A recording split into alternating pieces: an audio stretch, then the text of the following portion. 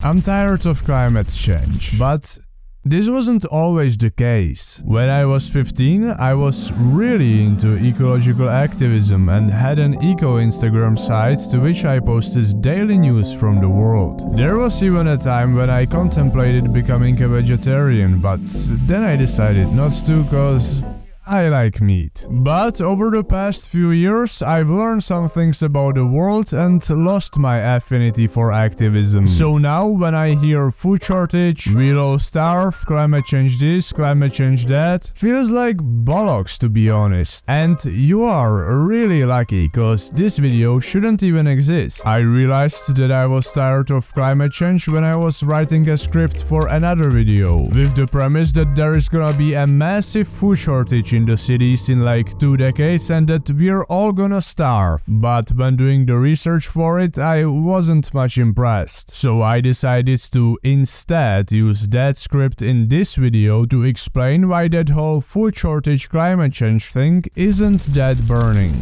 And pardon me, I tie everything back to agriculture and global food supplies since I'm the high-tech farmer. Hence, this video is going to focus on whether we'll be able to eat in a few decades despite climate change. So, one of the scariest things that climate change activists mention is that there is gonna be 9 billion people and a food shortage by 2050. Well, we already have 8 billion people and a food shortage, but at the same time, we don't. Fact is that we are now producing enough food to feed the whole of humanity, but some 30 to 40% go wasted. So, we have enough food, but there is still hunger. And then some expert comes along and says, in 2050 we'll have to grow twice as much food, 50% more food, 70% more food. And none of those numbers make any sense. If there is gonna be 9 billion people and now we have 8 and have the capabilities to feed them all but we just don't do it, we'll only need to grow 12.5% more food. It's simple mathematics. You take 8 times 1.125 and 9 comes out. If we plan to continue wasting 30% of it though, that's another issue. But nobody seems to be even mentioning that in their clever statistics. Apart from me, of course. Also, nobody tells you what food we really need to grow more of. Food isn't a crop, so you can't just grow food.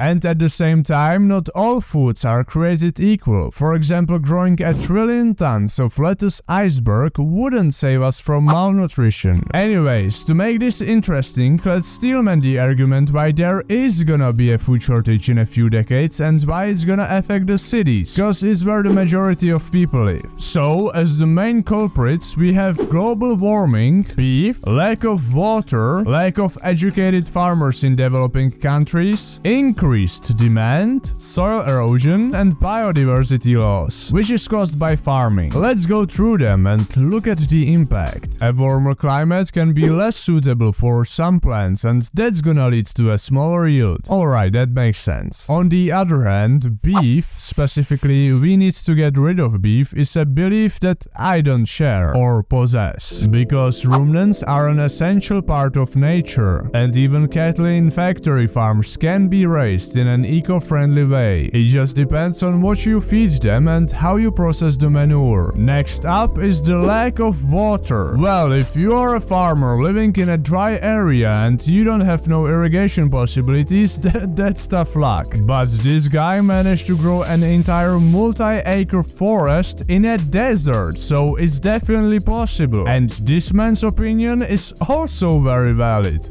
But I'm not trying to make fun of world hunger. Matter of fact, I think I have the answer because I spent a lot of time working it out. And if you want to stop world hunger, stop sending them food. Don't send these people another bite, folks. You want to send them something? You want to help? Send them U-Hauls. Send them U-Hauls, some luggage. Send them a guy out there that goes, hey, you know, we've been driving out here every day with your food for like the last, 30, 40 years.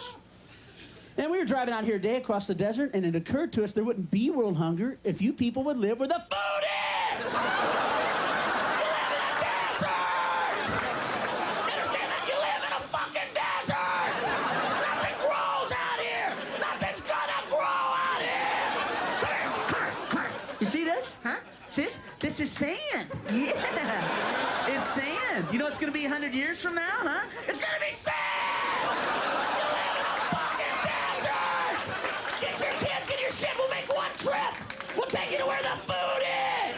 Then we have uneducated farmers in developing countries. This is a big one, cause if they were educated about farming, they would take the right measures to address the lack of water in their region, which would help grow more food. Increased demand is largely fake news, as it should be only by 12.5%. And since we now waste 30% of our food and only 29% of people have some form of food insecurity, that cancels out and the annual crop yield growth rate is 0.8%. And if you take 0.8 times 26, cause that's how many years we have until 2050, since they all keep using this year for some reason, it can't be 2049 or 2051, but everything will surely go wrong exactly in 2050. That's asinine. Anyways, back to the topic. 26 times 0.8 equals a 20.8% increase in yields. That's more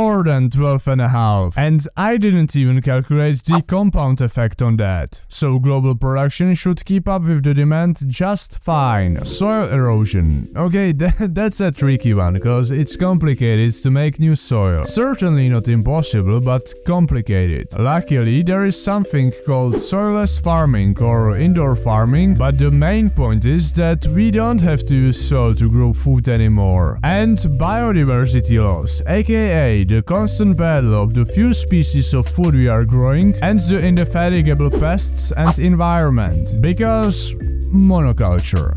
Well, there certainly are less animal species than there were, and less rainforests too, which makes me kind of sad, since I like nature and animals. But if we were to massively increase our yields per area of land, we could technically abandon the farms in the rainforest and let it regrow. And now let's look at the two main possibilities of how cities might run out of food in the future. The first one is just climate change. It's hard, the face of the planet burns down, and there isn't much else to say. The second one is more interesting, namely another disease that engulfs the world and cripples the global transportation industry. This would lead to rural areas growing and keeping all the food, while the cities go hungry. And we already know how it feels to walk into a store with empty shelves, don't we? And I wasn't expecting the chance of a global event happening to be 2% in any given year, but allegedly it is. If we calculate with that, it would mean that until 2050 there is a chance of 41% of another one of those happening.